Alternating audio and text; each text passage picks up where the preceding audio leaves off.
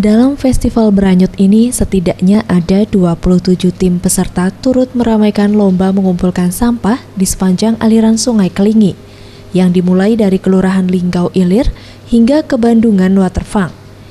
Dari durasi waktu 4 jam yang diberikan panitia, para peserta berhasil mengangkut 1,7 ton sampah.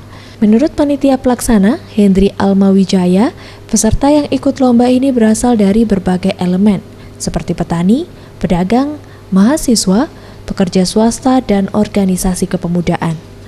Untuk penilaian sendiri ditentukan dengan jumlah berat sampah yang berhasil dikumpulkan peserta yang dipungut dari aliran Sungai Kelingi. Sementara itu, salah seorang peserta lomba, Mulyani, mengatakan dengan adanya lomba beranyut di Sungai Kelingi ini, selain untuk menjaga kelestarian sungai, lomba ini juga memberikan kesadaran bagi warga Lubuk Linggau agar turut menjaga kebersihan Sungai Kelingi yang saat ini kian kotor, akibat warga yang tidak bertanggung jawab dengan membuang sampah di sungai. Kami ngambil sampah senang, ya. asik, gembira, enak lah, happy lah. Dari jam Solo, bahagia, 1000 jejak. main air. Ferry Setiawan, Sriwijaya TV.